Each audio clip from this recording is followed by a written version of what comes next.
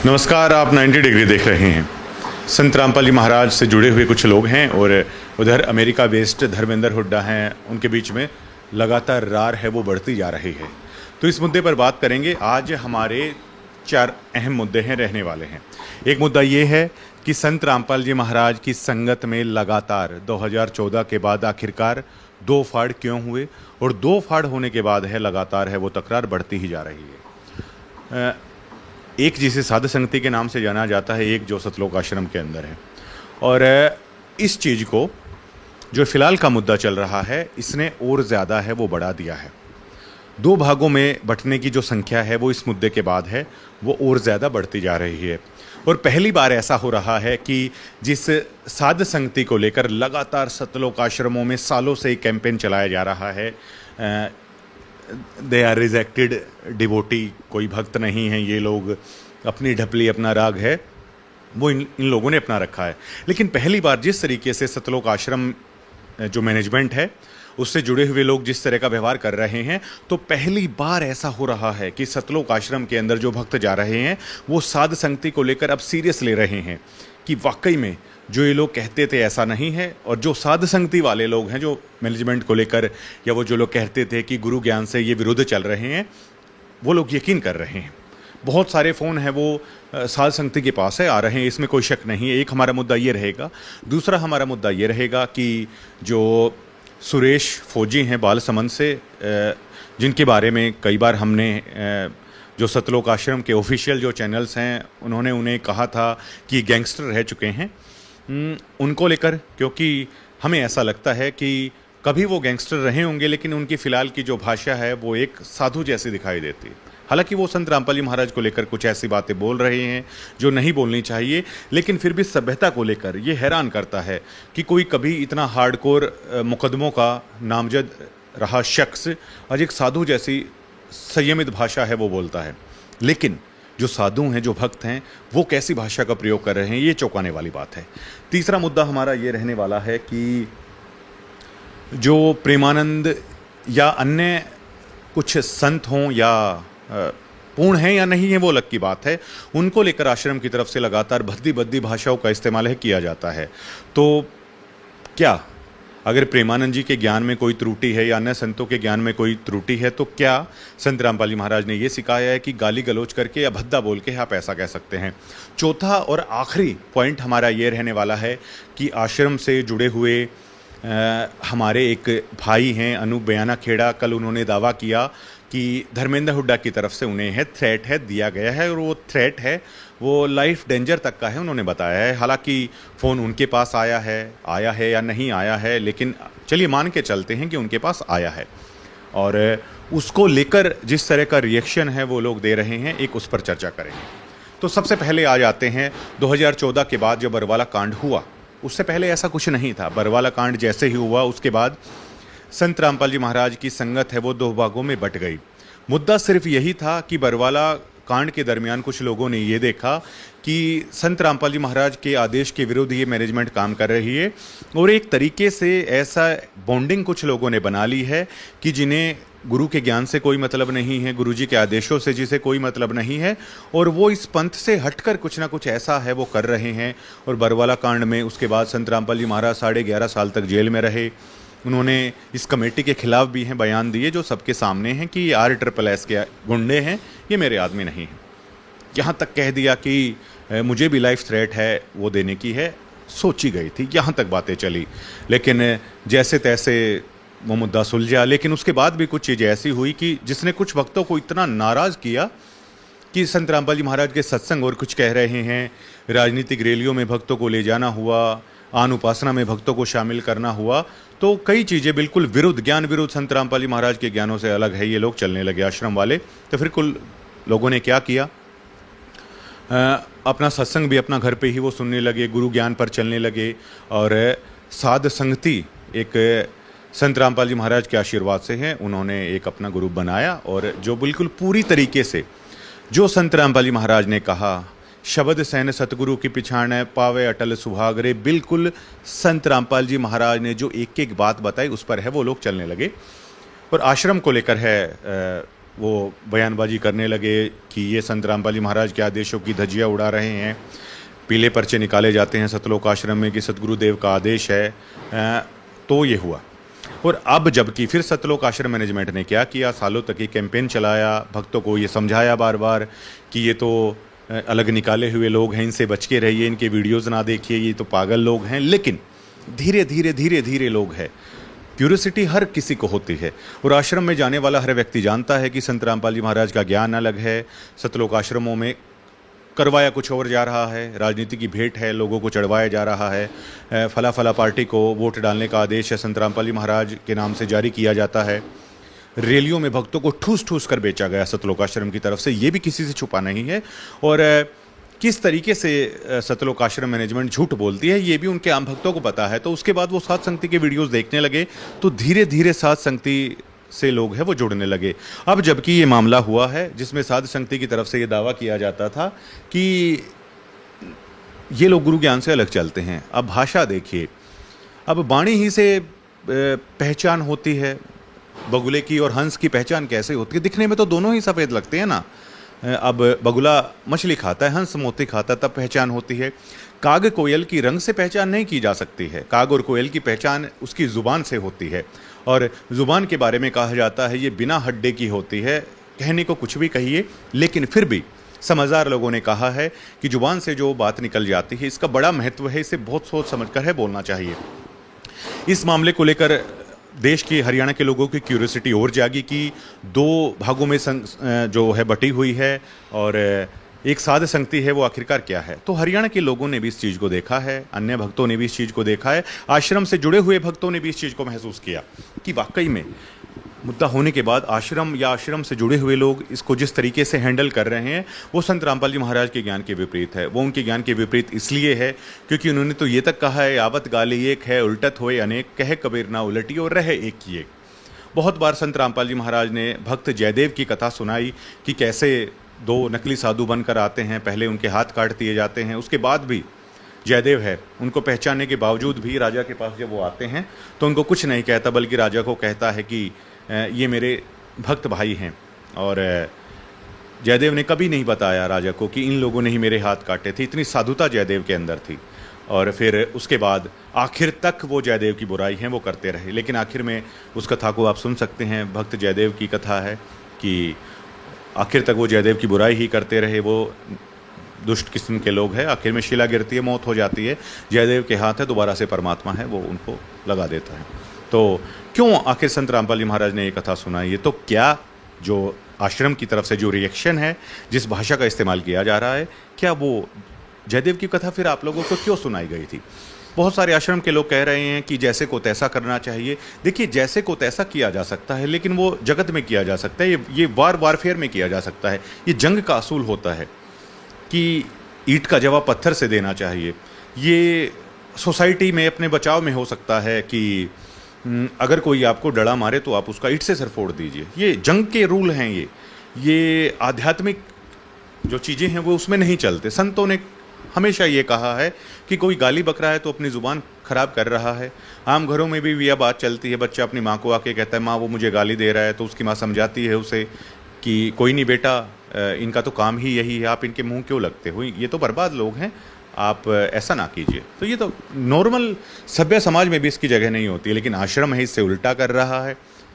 बहुत बड़े सवाल हैं खड़े हो रहे हैं। ना केवल उल्टा कर रहा है बल्कि भद्दी भद्दी गंदी गंदी गालियाँ है वो दे रहा है। तो इसलिए लगातार है दो भागों में संत रामपाल जी महाराज की संगत है वो बढ़ती जा रही है। दूसरा भाग जो साध संगति है, इतना होने के बावजूद भी साध संगति से जुड़े हुए हजारों भक्तों ने कभी भी एक गाली तक का प्रयोग है नहीं किया है। अब देखिए, क्या साध संगति वालों को बुरा नहीं लगता उनके गुरु के बारे में कोई कुछ कह रहा है, जबकि साध संगति का ये मानना है और संत रामपाल जी महाराज का भी आदेश यही है कि किसी भी व्यक्ति को ज्ञान आधार से समझाइए, उसके साथ लड़ाई मत कीजिए। वो तो तैयार बैठा है, वो तो गाली निकाल रहा है, आपको बिल्कुल भी ऐसा है वो नहीं करना है। और वो उसका स्वभाव है, अगर वो ऐसा करता है तो वो करता रहेगा। कहते को कहीं जान दे गुरु की सीख तो ले, साकट और सवान को उल्टा जवाब है वो नहीं देना चाहिए। लेकिन जब परीक्षा का समय आया सतलोक आश्रम से जुड़े हुए भक्तों का, तो उनका रिएक्शन देखिए क्या है। और ये रिएक्शन हैरानी होती है सार नाम सार शब्द प्राप्त कर रहे हुए लोगों का है। सतनाम तक जो भक्त प्राप्त कर रहे हैं आश्रम से, उनका स्वभाव ऐसा नहीं है, लेकिन सार नाम सार शब्द प्राप्त करने वाले लोग हैं, गंदी गंदी गालियाँ दे रहे हैं, क्योंकि झूठा सार नाम सार शब्द है। संत रामपाल जी महाराज ने झुंझुना इनको पकड़ा रखा है, ओम सोहम सत्य कबीर, ओम सोहम सत्य कबीरा। और ये देखिए, ओम सोहम सत्य कबीरा रटने के बाद इन लोगों का रिएक्शन देखिए, कितनी गंदी गंदी गालियाँ हैं ये लोग निकाल रहे हैं, मतलब हैरान होते हैं।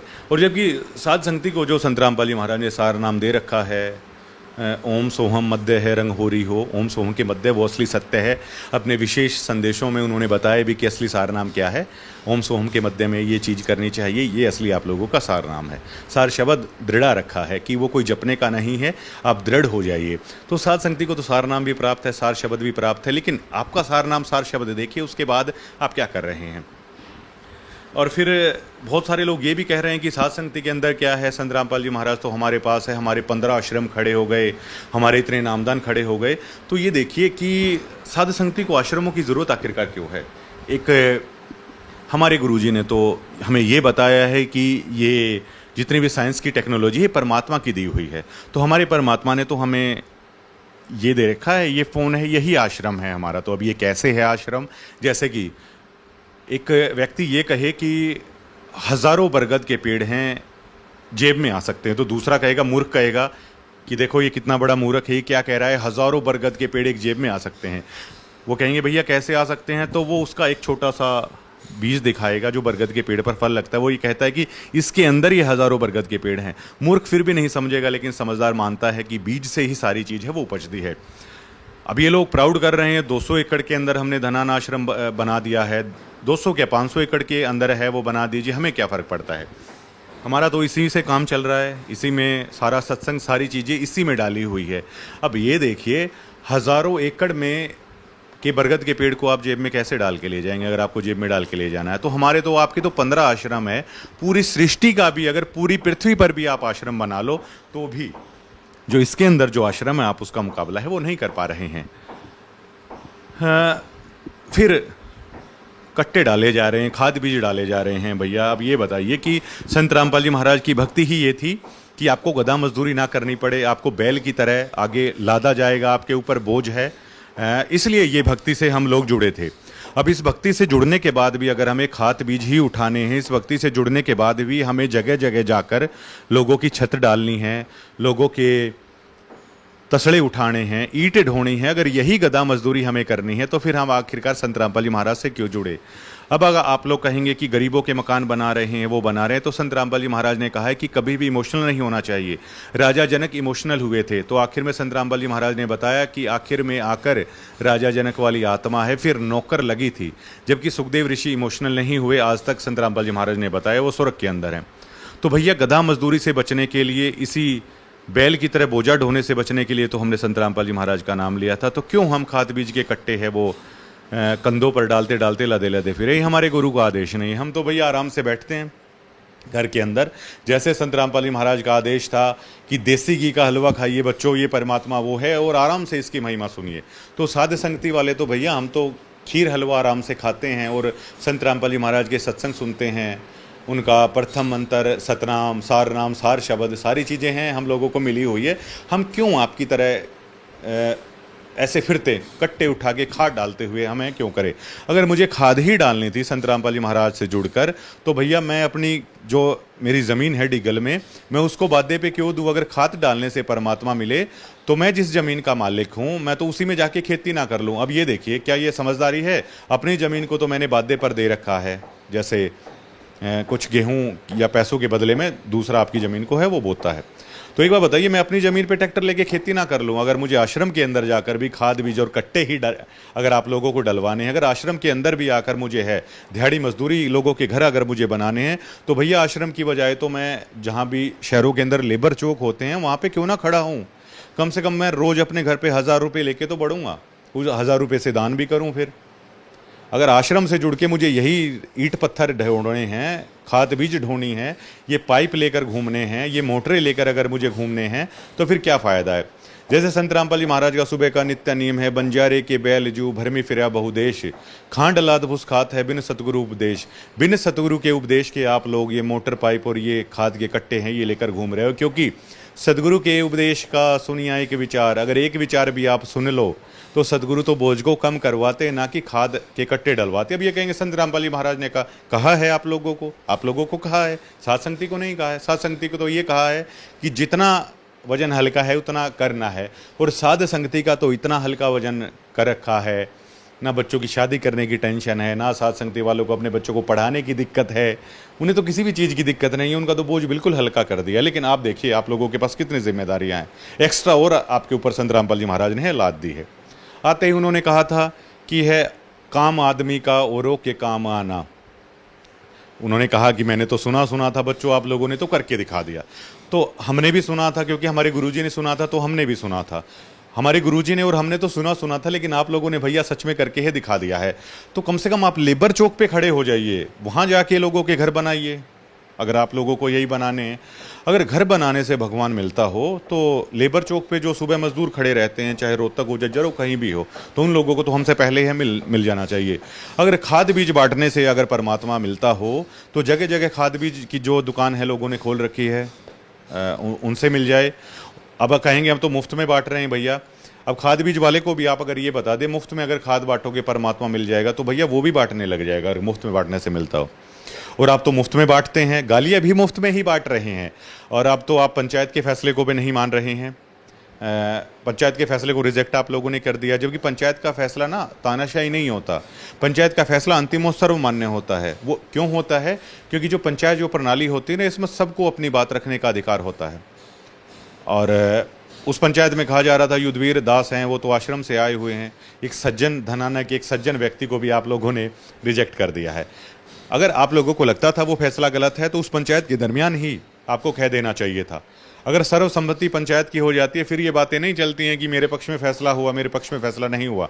ऐसे तो कोर्ट भी जब फैसला देती है लोग कहते हैं मुझे तो गलत झूठा है वो सजा है वो दे दी गई, ऐसे नहीं चलता, बाद में फैसला होता है। पंचायती फैसला कोई ज़बरदस्ती का नहीं होता है, लेकिन आप लोगों ने तो उसे भी है रिजेक्ट कर दिया है। एक हमारा पॉइंट है ये है। और दूसरा हमारा पॉइंट ये रहने वाला है, जो सुरेश फौजी हैं वो संत रामपाल जी महाराज को लेकर है, बहुत बातें हैं वो गलत कर रहे हैं, क्योंकि महाराज जी का एक ज्ञान है कि देखा देखी भक्ति का रंग ना सुहावे। जिन जिन लोगों को आप सतलोक आश्रम के अंदर लेकर आए हो, पाइप मोटरों के नाम पर या किसी भी चीज़ के नाम पर, मान बढ़ाई के नाम पर, उनको बड़ी बड़ी स्टेज हैं वो दे दी गई, ऊपरी तौर पर उनको दिखा दिया गया कि देखिए महाराज जी ऐसा कर रहे हैं। तो जैसे सुरेश फौजी हैं भाई साहब, उन्होंने खुद कहा कि मैं तो ये काम देखकर प्रभावित है, इंप्रेस हो गया था। अब आप कह रहे हैं कि उन्होंने मन से बढ़ाई करी। अरे भैया जब आपका मंच है आप दे रहे हैं तो जाहिर तौर पर आप उसको तो माइक दोगे नहीं, जो गाली बकेगा जाहिर तौर पर वो बढ़ाई करेगा, और जब वो बढ़ाई करता है तो बढ़ाई आगे भी चली जाती है।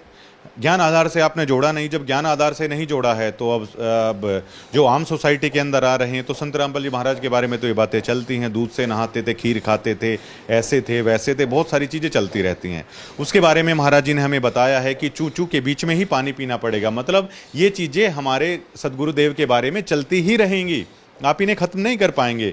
इन्हीं बातों के बीच में हमने भक्तों को जोड़ना है, इन्हीं बातों के बीच में हमने उनको ज्ञान को प्रभाव करना है। लेकिन एक बात जो इम्प्रेस करने की है हर किसी को, कि कल सुरेश फौजी का फेसबुक पेज में देख रहा था कि वो बता रहे थे 18 साल पहले कितने हार्ड केस उनके ऊपर थे। इतना हार्डकोर अगर रहने वाला व्यक्ति भी आज देखिए कितने संयम की भाषा बोल रहा है, कोई गाली नहीं दे रहा है, और कितने सभ्य तरीके से अपने सवाल है वो कर रहा है। अगर आप में हिम्मत है तो आप ज्ञान आधार से उनकी बातों का जवाब दीजिए। साध संगति की वीडियो जो सुरेश फौजी भाई साहब हैं वो देख पाएंगे, आज कल से उनके पास भी भेजेंगे कि वो फिर जो उनकी शंकाएं हैं महाराज जी को लेकर है वो दूर हो जाएंगी उनकी। तो ये देखिए कि एक जो कभी एक सो कॉल्ड गैंगस्टर रह चुका है, हार्डकोर केस जिसके ऊपर कभी चल चुके हैं, वो व्यक्ति एक साधु की भाषा बोल रहा है आराम से। महाराज जी के बारे में जो बोल रहा है वो गलत बोल रहा है, लेकिन उसका जो संयम बोलने का तरीका आप देखिए, एक साधु की तरह मिठास उनकी वाणी के अंदर है। दूसरी तरफ देखिए जो संत रामपाल जी महाराज के भक्त हैं, उनसे जुड़े हुए डिवोटी हैं, उनकी भाषा देखिए आप, वो एक गैंगस्टर की भाषा बोल रहे हैं। जो कभी जिनके ऊपर कभी गैंगस्टर होने के आरोप लगे, वो एक मीठी वाणी है वो बोल रहे हैं। हैरान करने वाली बात है ये। तीसरी बात ये है कि अब प्रेमानंद को लेकर है बहुत कहा जा रहा है कि इन्होंने बोला, व्यक्तिगत भी कई शब्द ऐसे थे जो नहीं बोलने चाहिए। अब ये बताइए, देखिए विरोध किसी का भी किया जा सकता, ज्ञान आधार से करिए। ये एक वीडियो है प्रेमानंद जी की, मैं आपको सुनाना चाहूँगा, जिसमें एक बहन उनको ये कह रही है कि भागवत कथा वो कराना चाहते हैं। 4 बार भागवत कथा की उन्होंने कोशिश भी की, कार्ड तक उन्होंने बांटे, लेकिन हर बार उनके घर में मौत हो रही है। तो देखिए प्रेमानंद जी क्या कह रहे हैं। वो कह रहे हैं कोई नहीं, मौत हो रही है तो होने दीजिए, आप कार्ड बांटिए, क्या होता है मौत हो रही है तो। एक बार आप सुनिए, फिर देखते हैं। हमारे जीवन काल में श्रीमद् भागवत कथा, महाराज जी, शरीर व शरीर के परिजन की प्रबल इच्छा है कि हमारे जीवन काल में श्रीमद् भागवत कथा का आयोजन करवाएं, परंतु जब भी भागवत कथा के कार्ड इत्यादि छप जाते हैं, पूरी तैयारी हो जाती है, तो परिवार में किसी निजी परिजन की मृत्यु हो जाती है। महाराज जी, अब तक परिवार में 3-4 मृत्यु हो चुके हैं महाराज जी, फिर इस तरह की रुकावट आ जाती है महाराज जी। अब करवाइए, ठीक है, अब फिर नवीन करवाइए। अब तो परिवार में सब लोग ये कहते हैं कि मर जाएंगे तो अमर थोड़ी हो जाएंगे, मरना तो है ही एक दिन। इसका नाम क्या है इस लोक का? मृत्यु लोक। अच्छा, बिना अवधि के कोई मर जाएगा? अगर अवधि है कि अमुक तारीख को मरना है तो आपका संयोग बन जाता है कि उसी समय कार्ड छपते वो मर जाता है। ऐसा नहीं है, जो अवधि है मरने की, मृत्यु की, उसी में मृत्यु होती है। आप फिर ऐसे समय में करवाए, अगर मर जाता है तो फिर रोक दीजिए, फिर करवाइए, उसकी तरह ही करवा के फिर करवाइए। देखिए आप ये बिल्कुल भ्रम छोड़ दीजिए कि कार्ड छपवाने से कोई मरता है, वैसा नहीं। परिवार वाले ये कहने लगे हैं कि कराओ मत, अपने में चलता नहीं है, तुम करा रहे तो परिवार में। भागवत नहीं चलती, ऐसा कौन भारत में है जहाँ भागवत के अपने लोगों में नहीं चलता? ऐसा भारत में सनातन धर्मावलंबी कौन बोल सकता है? महाराज, जब भी कुछ ऐसा धार्मिक कार्य करने जाते हैं तो रुकावटें। ये केवल भ्रम है, केवल भ्रम है। वो पाप आकर के संयोग बन जाता है जिससे आपको भ्रम नहीं, ऐसा कुछ नहीं है। कितनी बार आप अनुष्ठान लिए हैं? आप कितनी बार लिए हैं? अगर वो मरा तेरे ही करो, फिर अनुष्ठान लो। अब जब कभी तुक्का लगा ऐसा मर जाता है तो फिर अनुष्ठान लो। ऐसा नहीं है। भागवत तो अमरत्व प्रदान करने वाली है। भागवत अमृत प्रदान करने वाली है। सुन करके कि 7वें दिन तक्षक सर्प काटेगा, तुम मरोगे, इस बात के लिए तूने भागवत सुनाई जाए वही परीक्षा। अब इन्होंने कहा, ये वीडियो आप देख सकते हैं प्रेमानंद जी की, आपने सुना होगा। ये बहन ये कह रही है प्रेमानंद जी को, आदरणीय प्रेमानंद जी को, ये कह रही हैं कि हम जब भी भागवत कथा करवाने की सोचते हैं तो घर में किसी निजी हमारे व्यक्ति की डेथ हो जाती है, मतलब क्लोज आदमी की डेथ हो जाती है, जब हम इनविटेशन भागवत कथा का कार्ड है हम वो बांटते हैं। अब प्रेमानंद जी कह रहे हैं कि कोई नहीं, अगर मौत हो जाती है तो क्या हुआ, फिर से भागवत कथा कीजिए। तो क्या आप प्रेमानंद जी इसकी बात किससे सहमत हैं? वो कह रहे हैं कि क्या हुआ, मौत हो जाती है, भागवत से तो अमृत प्राप्ति होती है। प्रेमानंद जी, इनके घर में बार बार डेथ हो रही है तो क्या इनको अमृत प्राप्त हो रहा है? और क्या अगर लोग कोई भी धार्मिक अनुष्ठान क्यों करता है, उसके परिवार में सुख शांति हो, उसके परिवार में समृद्धि हो, उसके परिवार में दीर्घायु हो, चिरायु हो उसके बच्चे। जो आप कह रहे हैं ना मौत तो होनी है, मृत्यु लोक है, मौत तो होनी है, लेकिन कहते हैं ना कि मौत तो सबकी आनी है, लेकिन किसकी कैसे आएगी, साधु की कैसे आती है और जो भक्ति नहीं करता है उसकी कैसे आती है, तो वो फर्क है।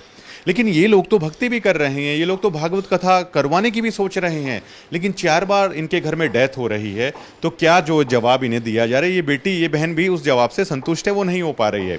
या तो एक संत को ये कहना चाहिए कि मैं तुम्हें गारंटी देता हूँ कि आगे अकाल मौत नहीं होगी, मौत तो सबकी होनी है, लेकिन ये देखिए कि भागवत कथा कराए तब मौत हो जाती है।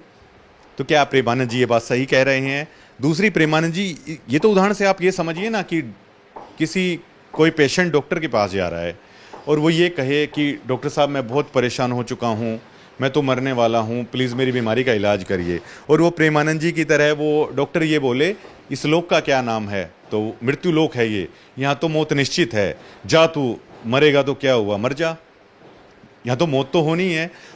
तो क्या उसे डॉक्टर कहा जा सकता है? प्रेमानंद जी वही चीज़ कर रहे हैं, इनके पास इस चीज़ का कोई समाधान तो है नहीं, लेकिन वो देखिए क्या कह रहे हैं। तो अगर आपको किसी के बारे में बताना है तो आप ऐसे बता सकते हैं, लेकिन जबकि यही व्यक्ति, यही बेटी, यही बहन अगर संत रामपाल जी महाराज की शरण में आती है तो संत रामपाल जी महाराज मोहर मारकर ये कह सकते हैं, क्योंकि उनकी बानी है, जब तक हंसा हमरी आना, काल लगे ना तेरा बाणा, सतगुरु जो चावे सो करही, 14 कोटि दूत जम डरही, उत भूत जम त्रास निवार है। और चित्रगुप्त के कागज पाड़ है, जो पूर्ण संत होता है, जो पूर्ण सतगुरु होता है, वो चित्रगुप्त जो लेखा जोखा रखता है, जिसकी बही के अंदर इस बहन की जो चारों परिवारों की डेथ हुई है, अगर उसके अंदर ये लिखा हो कि आज गरीबदास जी महाराज की अमर वाणी का पाठ होना है और ये लिखा हो कि आज इसकी मौत होनी है, तो संत रामपाल जी महाराज जो पूर्ण सदगुरु है वो चित्रगुप्त के भी कागज यमराज के पास भी जाके उसकी बही खाते को पाड़ देगा कि हट भैया यहाँ से।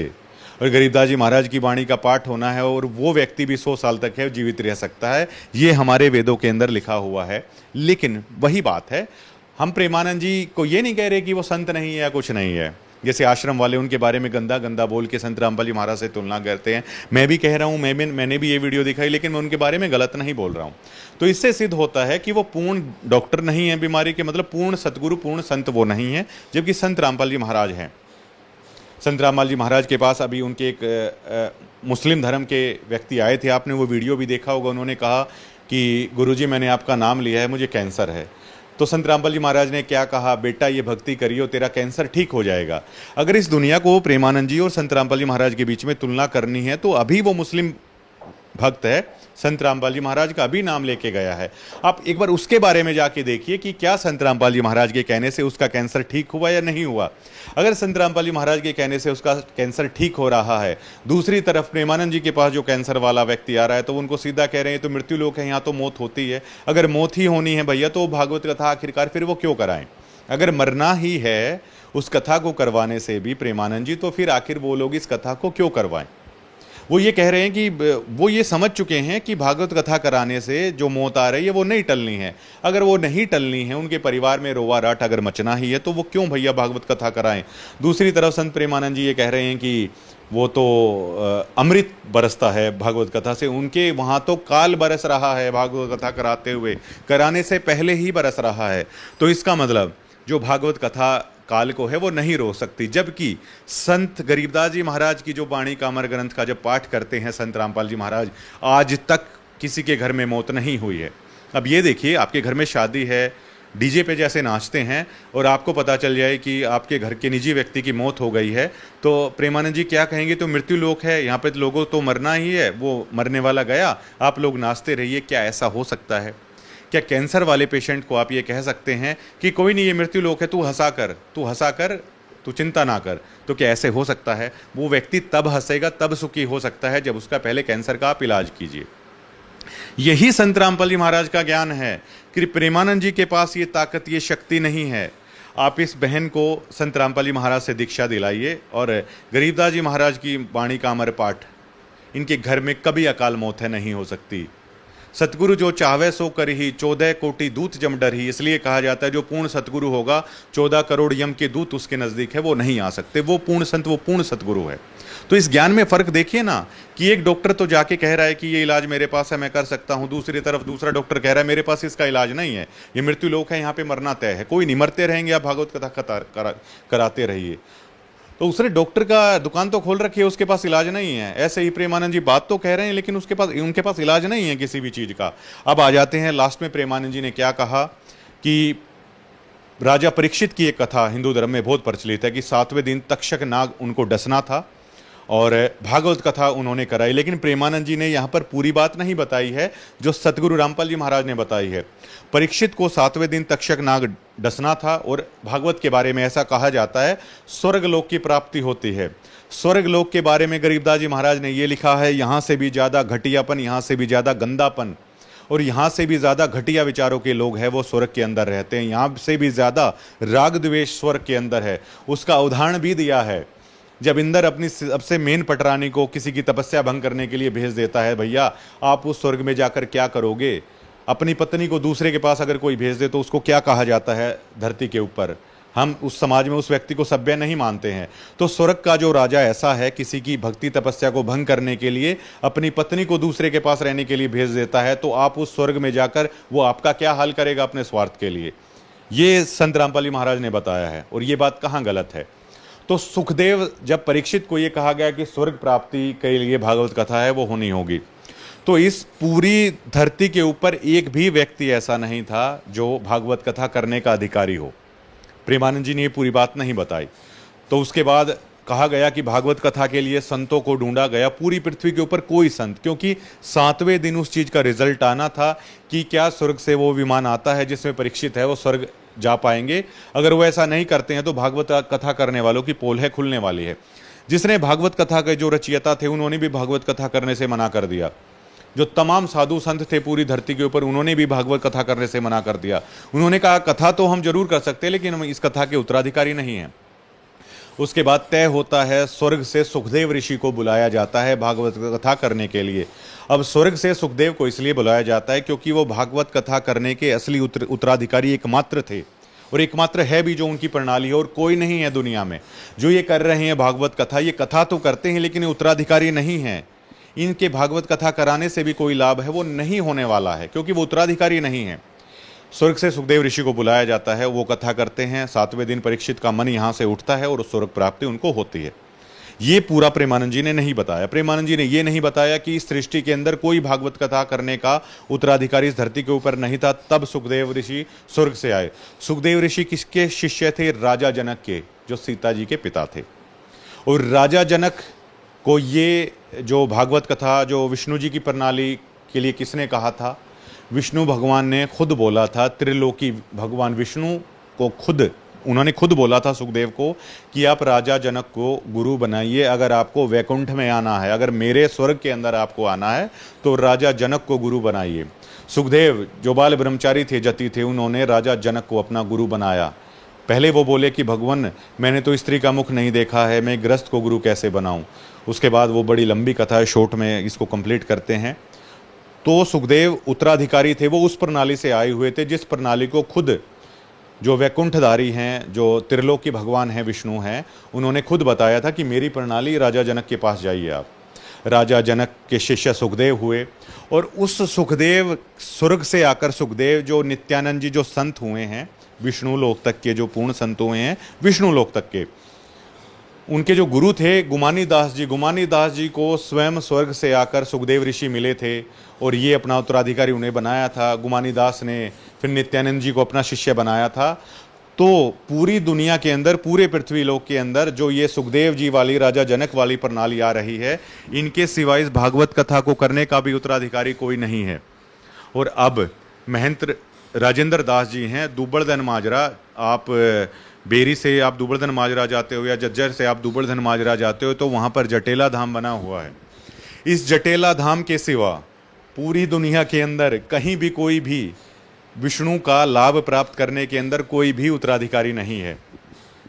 जो भी कर रहा है कृष्ण जी की पूजा या जो भी ये कर रहे हैं, ये लोग उत्तराधिकारी नहीं हैं, क्योंकि स्वर्ग से सुखदेव ऋषि को इसलिए बुलाना पड़ा क्योंकि यहाँ पर कोई उत्तराधिकारी नहीं था। और सुखदेव जी की जो प्रणाली चली आई, वो सुखदेव जी की प्रणाली गुमानी दास तक आई, गुमानी दास से नित्यानंद तक आई, और नित्यानंद वाली जो प्रणाली आ रही है आज महंत राजेंद्र दास हैं जटेला धाम के, ये बैकुंठ तक जाने का ओरिजिनल मार्ग है। अगर आप इनसे जुड़ते हैं तो त्रिलोकी विष्णुनाथ तक का लाभ आप प्राप्त कर सकते हैं, लेकिन फिर भी आपकी अकाल मौत 84 लाख जूनी है, वो ये नहीं कटने वाली है। जबकि जितना लाभ भागवत कथा से होता है उतना लाभ संत रामपाल जी महाराज के जो भक्त हैं, जो अन्न देव की आरती करते हैं, 150 कथाओं का लाभ संत रामपाल जी महाराज का जो शिष्य है, ऐसी हजारों भागवत कथाओं का लाभ तो संत रामपाल जी महाराज की, गरीबदास जी महाराज की जो 1.5 मिनट की वाणी है, 1.5 मिनट की वाणी में हजारों भागवत कथाओं का लाभ है उस भक्त को मिल जाता है, जिस भागवत कथा को करने के लिए महीना या 1.5 महीना है आप लोग लगाते हैं, और जबकि वो लोग उत्तराधिकारी भी नहीं हैं। प्रेमानंद जी ने इस बात को है वो खोलकर नहीं बताया कि यहाँ पर पृथ्वी पर कोई भी भागवत कथा किसी से भी कराइए, कोई उत्तराधिकारी नहीं है। उत्तराधिकारी अगर कोई है तो जटेला धाम के अंदर ये लोग महंत राजेंद्र दास जो हैं वो यहाँ है। अगर विष्णु लोक तक का लाभ लेना है, अगर आपको सतलोक का लाभ लेना है तो आप संत रामपाल जी महाराज से जुड़िए, और अगर इन्हीं विष्णु का अगर आपको पूर्ण लाभ लेना है वो भी आप संत रामपाल जी महाराज से जुड़िए। अगर नॉर्मल लाभ आपको लेना है तो आप नित्यानंद जी वाली प्रणाली में जा सकते हैं, दुबड़धन माजरा तक, वैकुंठ तक आप जा सकते हैं। अगर आपको उससे क्या होगा, 84 लाख जूनी भी होगी, वैकुंठ भी आप जाओगे, फिर नरक भी आओगे, जैसा संत रामपाल जी महाराज ने समझाया है। पाप पुण्य 2 बीज बनाया, शब्द वेद की ने बिरले बाया, पाप और पुण्य दोनों का हिसाब आपका होगा। और अगर आप संत रामपाल जी महाराज से भी अगर आप त्रिलोकी विष्णु का आप नाम लेते हो तो उसका हजारों गुना ज़्यादा लाभ है वो संत रामपाल जी महाराज के पास मंत्र लेने से, दीक्षा लेने से आपको हो सकता है। और पूर्ण ब्रह्म को प्राप्त करना है तो वो अलग से लाभ है संत रामपाल जी महाराज के पास होने का। तो ये बात प्रेमानंद जी है, आप इससे आप पहचान सकते हैं कि प्रेमानंद जी पूर्ण संत हैं या नहीं है। एक बेटी के घर में उस कथा को करवाने से, उस कथा का इनविटेशन कार्ड मात्र देने से मौत हो रही है, कोहराम मचा हुआ है, काल दस्तक दे रहा है, अमृत दस्तक नहीं दे रहा है, काल स्वयं उनके घर में 4 मौत वो कर चुका है। तो एक बात बताइए, प्रेमानंद जी महाराज के पास इलाज ही नहीं है इस चीज़ का, और वो ये सच नहीं बता रहे हैं कि इस धरती पर कोई सुखदेव की प्रणाली के सिवा कोई कृष्ण जी, विष्णु जी का लाभ लेने का उत्तराधिकारी नहीं है। केवल दुबड़दन माजरा के पास अगर कृष्ण जी का, विष्णु जी का लाभ आपको लेना है तो केवल यही लोग उत्तराधिकारी हैं। आप इनसे जुड़ के वो कर सकते हैं, लेकिन उसका लाभ और हानि जो है वो आपको बता दी है। तो चौथा हमारा पॉइंट ये था। देखिए, क्रिटिसाइज हमने भी प्रेमानंद जी को किया है, लेकिन सभ्य भाषा में किया है, किसी गाली गलौज का प्रयोग नहीं किया है। एक उदाहरण के तौर पर समझाकर है वो किया है कि एक डॉक्टर अगर जाकर पेशेंट को ये कह रहा है कि मेरे पास इलाज नहीं है, मृत्युलोक है, कोई नहीं, मरता रहेगा, कोई दिक्कत नहीं है। दोबारा दूसरा पेशेंट आए, उसको भी ये बोले कोई नहीं भैया, बीमारी का इलाज नहीं, लेकिन मरता रहेगा तो कोई दिक्कत नहीं, तो वो डॉक्टर नहीं है। तो इस आधार पर मैं ये कह रहा हूँ कि प्रेमानंद जी महाराज के पास इतना इलाज नहीं है, वो नहीं दे सकते, जबकि संत रामपाल जी महाराज दे सकते हैं। संत गरीबदास जी महाराज के अमर ग्रंथ साहिब की बाणियाँ हैं, वो लाभ दे सकती हैं। उदाहरण के तौर पर भागवत कथा से तो अमृत की बजाय उनके घर में मौत बरस रही है। संत रामपाल जी महाराज जो अमर ग्रंथ साहिब का पाठ करते हैं, उससे आप एक नॉर्मल नलके का पानी रख दीजिए, वो पानी भी गंगा जल से ज़्यादा अमर हो जाता है। गंगा जल पहले खराब होगा, संत रामपाल जी महाराज ने जो बाणी बोली उससे जो वो पानी अमर हुआ, वो पानी कभी खराब नहीं होगा। गंगा जल भी खराब हो सकता है, गंदा हो जाएगा, लेकिन वो गंदा नहीं होगा, पानी भी इतना अमर हो जाता है। काल की तो बात ही आप छोड़ दीजिए। चौथा हमारा पॉइंट ये है, चौथा पॉइंट ये है कि अनूप बयाना खेड़ा है, उन्होंने दावा किया कल्ला ये वाकर कि उनको थ्रेट दिया जा रहा है, तो उसको लेकर अब थ्रेट दिया जा रहा। 90 डिग्री किसी भी हिंसा का समर्थन हम नहीं कर रहे हैं, मान लेते हैं। चलिए, अब आश्रम की तरफ से रिप्लाई आया है। धर्मेंद्र हुड्डा की तरफ से धमकी मिली है, तो हम ये कहना चाहते हैं कि हमारे भाई को हाथ भी लगा लिया ना, तो अब देखना इसका अंजाम क्या होगा। और जो लोग धर्मेंद्र हुड्डा के पक्ष में और उनके सपोर्टर बन के और वीडियो बनाते हैं, उसको भी हम कहना चाहते हैं, जय हमारे भाई के ऊपर आंच आ गई तो हम कौन है ये आप देख लो, हमारा इतिहास देख लो, हम संत रामपाल जी महाराज जी के भक्त हैं। तो अब ये लोग क्या कह रहे हैं कि हम कौन हैं, हमारा इतिहास है, वो लोग देख लो, अगर हमारे भाई को कुछ हुआ, कुछ नहीं होना चाहिए। अब ये चीज़ देखिए भैया, अगर आपको थ्रेट आया है तो 2 चीज़ें हैं।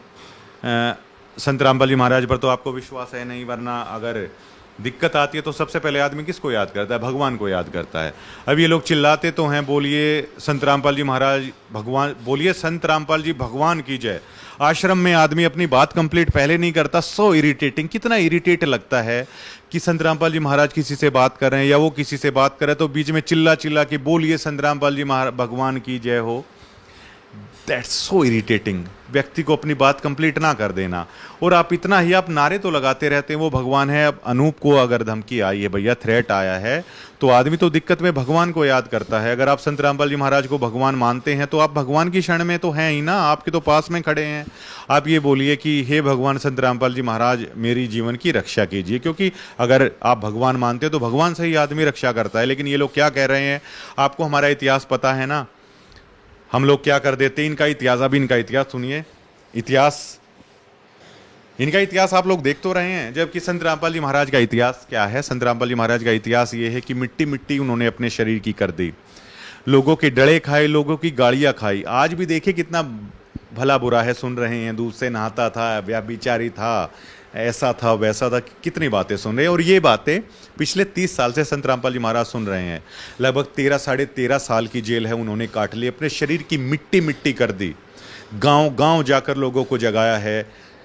भैंसों के ठाण जहाँ पर होता है गोबर पड़ा रहता है, जहाँ पर तूड़ा पड़ा रहता है, वहाँ पर हमारे सदगुरु ने जाकर सत्संग है वहाँ पर किए हैं, वहीं पर सो गए और वहाँ से उठ उठ कर लोगों को ज्ञान सिखाया है। इस पाखंड से लोगों को निकाला है, इस पत्थर पूजा से, इस भूत पूजा से लोगों को निकाला है।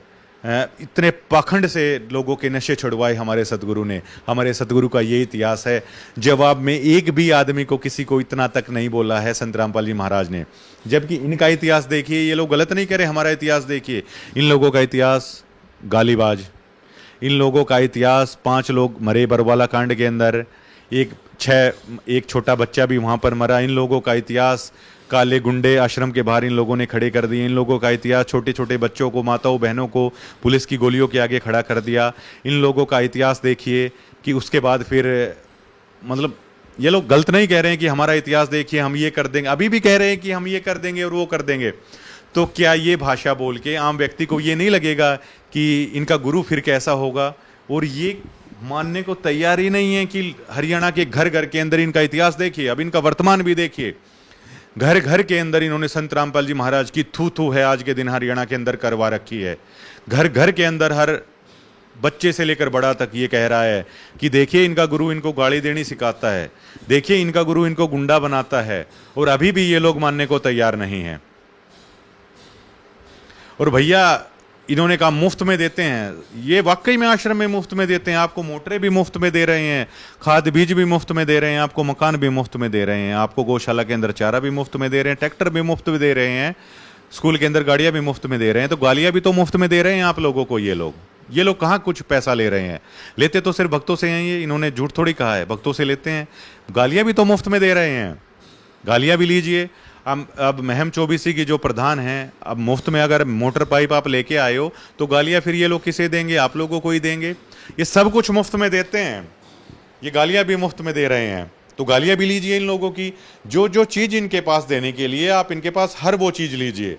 अब इनके पास आगे देने के लिए क्या बचता है? गालियां ये लोग दे रहे हैं, बुंडा है, सुंडा है, ये लोग बोल रहे हैं। अब इनके पास हरियाणा को देने के लिए क्या है? दो दंगा हरियाणा के पास इनको देने के लिए। जो बरवाला में इन्होंने दंगा दिया हरियाणा को, एक और दंगा है इनके पास देने के लिए। और अगर आपने इन लोगों की पाइपें ली हैं, खाद बीज ले रहे हैं, भैया मोटर ले रहे हैं आप लोग मुफ्त में, अब गालियां कौन लेगा? गालियां भी आप लीजिए और मुफ्त में ही दे रहे। गालियां आप लोगों को गालियां ये लोग दे रहे हैं, उसके पैसे कहाँ पे ले रहे हैं? तो आप गालियां भी लीजिए। अब जो सरपंच मोटर पाइप लेके आया है, भैया अगर आपको गाली दी जाती है तो आप गाली भी लीजिए, आप इनको कुछ नहीं कहिएगा, क्योंकि वो भी मुफ्त में दे रहे हैं, उनके पैसे कहाँ ले रहे हैं? तो हर चीज़ ये लोग है मुफ्त में कर रहे हैं। और सतलोक आश्रम इन्होंने लिखा हुआ है, लेकिन उसके साथ साथ कई चीज़ें ये लोग लिख सकते हैं। खाद बीज लोग, मोटर पाइप लोग, गाली लोग, गुंडा लोग, चोरी चकारी लोग, अमर्यादित भक्तों का लोग, राजनीति का लोग, एमएलए एमपीज का लोग, सरपंच लोग, खाप प्रधान लोग, पता नहीं क्या क्या लोग वहाँ पर है। तो सतलोक की साथ साथ ये चीज़ें भी लिख लीजिए, ये इन भी चीज़ों का लोक है। और ये बताइए, अगर भैया आपको धमकी मिली है तो या तो आप भगवान की शरण में आप जाइए, अगर उनके ऊपर भरोसा है कि हे भगवान संत रामपाल जी महाराज मुझे बचाइए। अरे जब अगर आपको यकीन है वो भगवान है तो वो आपकी रक्षा क्यों नहीं करेंगे? या तो आपको यकीन नहीं है। दूसरा, अगर आपको थ्रेट मिला है तो आप पुलिस के पास जाइए।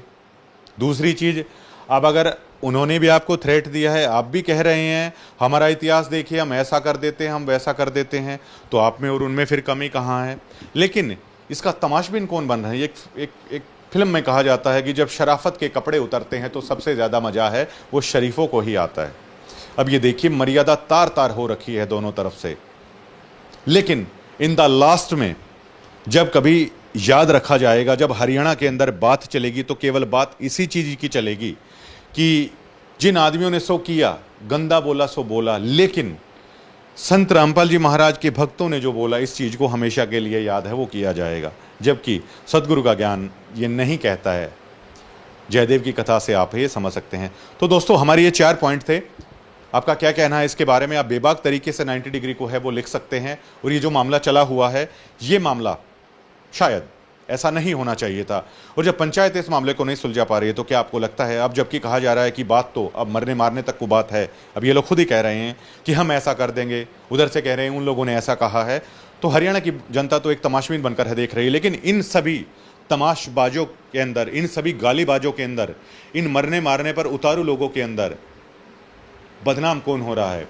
बदनाम एक पूर्ण संत हो रहा है, जिसे संत रामपाल जी महाराज है वो कहा जाता है, जिसकी शिक्षाएं क्या हैं, हो क्या रहा है।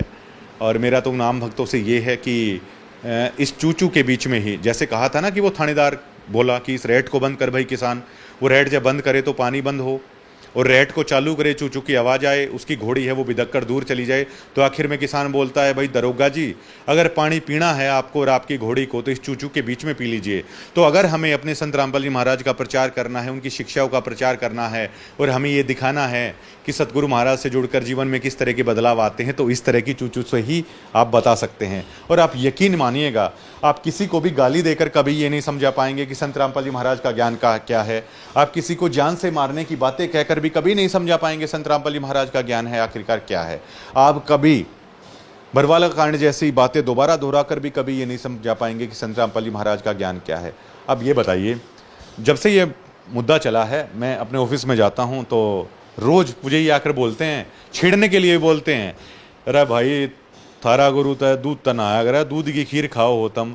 अब ये बताइए, क्या मैं आश्रम से जुड़े हुए जो लोग भद्दा भद्दा बोल रहे हैं, क्या मैं उन लोगों को गाली देने लग जाऊं? क्या मैं उन लोगों को ये कहने लग जाऊं कि मैं छोड़ दूंगा नहीं तुम्हें, हट जाओ बीच से, मैं नाश कर दूंगा? अकेले आप फेस नहीं कर रहे हो इस चीज़ को? क्या साध संगति वाले भक्त इस चीज़ को फेस नहीं कर रहे हैं? क्या संत रामपाल सिंह महाराज से जुड़े हुए लाखों भक्त पूरी दुनिया के अंदर इस चीज़ को फेस कर रहे हैं, चाहे वो पाकिस्तान के अंदर हों, चाहे वो अब्रॉड किसी भी देश में अंदर हो, अमेरिका में हो, कनाडा में हो, न्यूजीलैंड में हो या ब्रिटेन में हो, कहीं भी हो, वो भी फेस कर रहे हैं, हम भी फेस कर रहे हैं।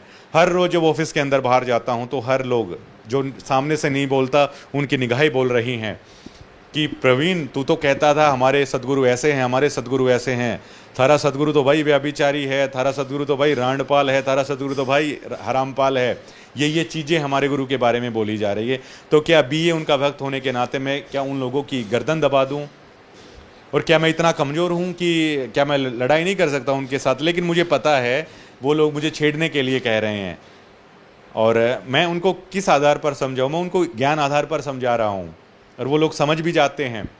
और हर रोज़ फिर छेड़ने के लिए वो यही कहते हैं कि दूध तनाया करता थारा गुरु, उसकी खीर खाया करते तम। मैं बदले में क्या कह देता हूँ? मैं बदले में थोड़ा सा मुस्कुरा देता हूँ। मैं ये बोल देता हूँ, बड़ा होता है तो बोल देता हूँ भाई साहब पता आपको भी है आप छेड़ने के लिए कह रहे हो, ऐसा कभी होता है? थोड़ी देर के बाद वो बोल देते हैं लेकिन भैया आप लोग जो गालियाँ दे रहे हो, वो ये नहीं कहते कि मैं गाली नहीं दे रहा हूँ। एक भी व्यक्ति ये नहीं कहेगा कि ये लोग गाली नहीं दे रहे हैं, या 70 लाख से ज़्यादा भगत हैं कि ये लोग गाली नहीं दे रहे हैं। हर व्यक्ति ये कहेगा, मुझे भी ये लोग कहते कि आप गाली दे रहे हो। अगर आश्रम से जुड़े हुए युवराज हैं वो ऐसा कर रहे हैं, और एक सचिन हैं वो ऐसा कर रहे हैं, और कितों में ज़्यादा नाम है नहीं जानता, वो लोग ऐसा कर रहे हैं, तो वो ये नहीं कह रहे हैं कि सचिन गाली दे रहा है या युवराज ऐसा बोल रहा है।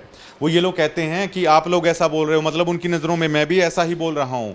ये चीज़ समझने की है। अब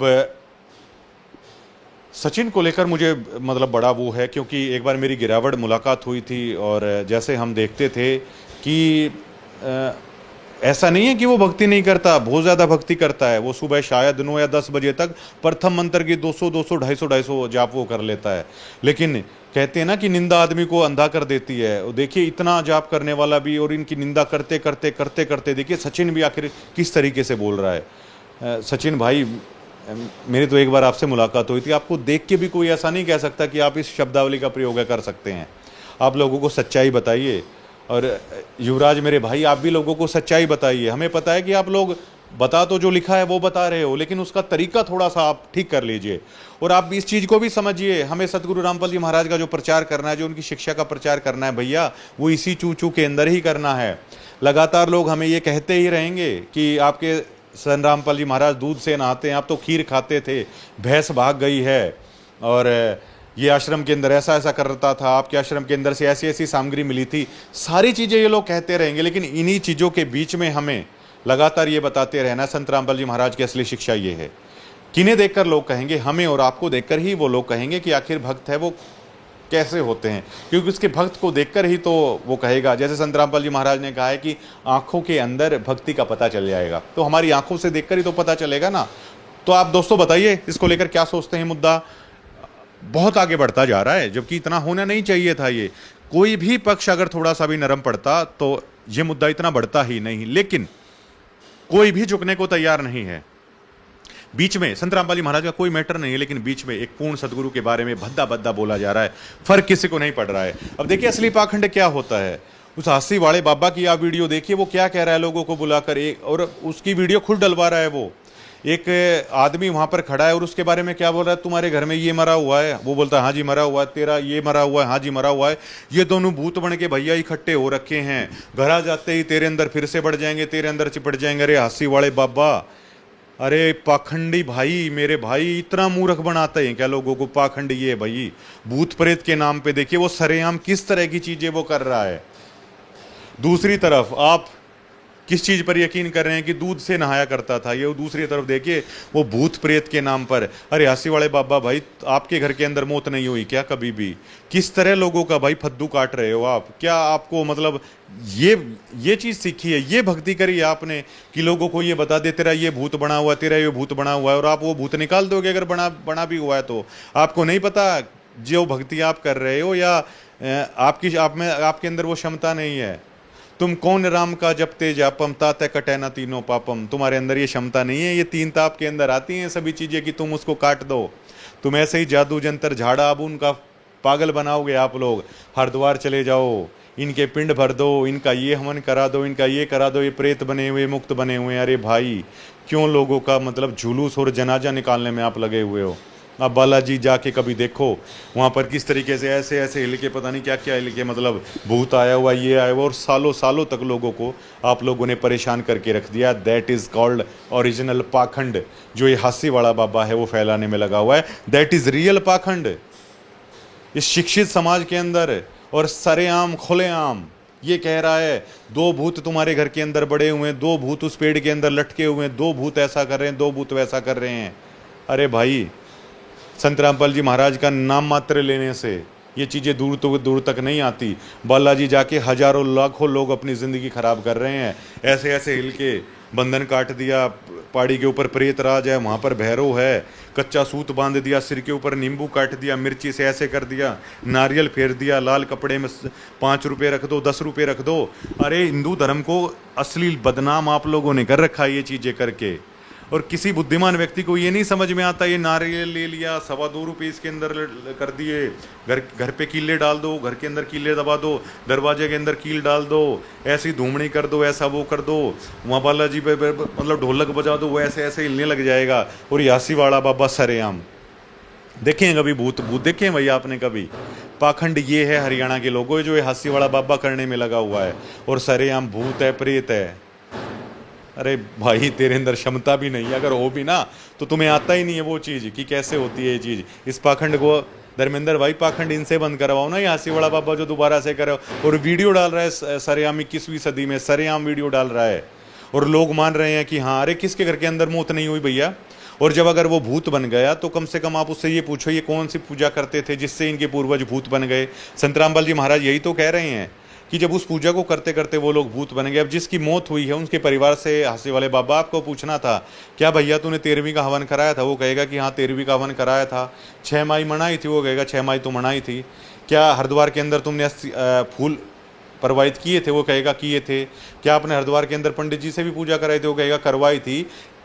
आप कनागत काटते? वो कहेगा हाँ जी हम ये कनागत काटते। जब ये सारी चीज़ें करते करते हासी वाले बाबा ये लोग भूत बने हुए हैं, तो तेरे पास कौन सी नई पूजा है जो तू उनकी मुक्ति कर देगा भाई?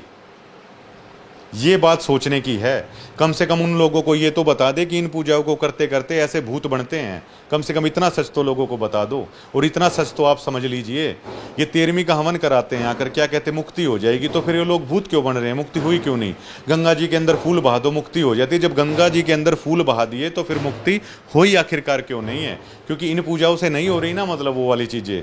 और ये हासी वाला बाबा इस पाखंड को सरेआम खुलेआम हरियाणा के अंदर चला रहा है। भूत हैं, ये हैं, प्रेत हैं, वो हैं। अब भैया अगर आपके पास प्रेत हो तो मैं तो ये चैलेंज कर रहा हूँ, मैं तो खबर कर रहा हूँ, डलवा देना फिर एक आधे भूत प्रेत हो तो कोई।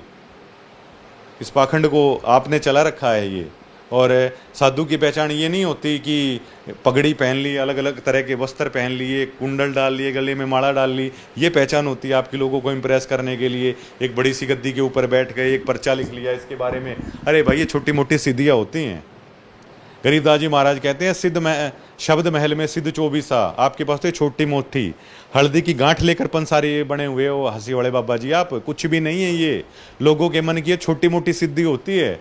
गरीबदास जी महाराज ने पता नहीं हजारों सिद्धियाँ लिख रखी हैं, ऐसे उनका तरीका भी लिख रखा है। लेकिन हम संत रामपाल जी भगत इन पाखंडों में नहीं बढ़ते।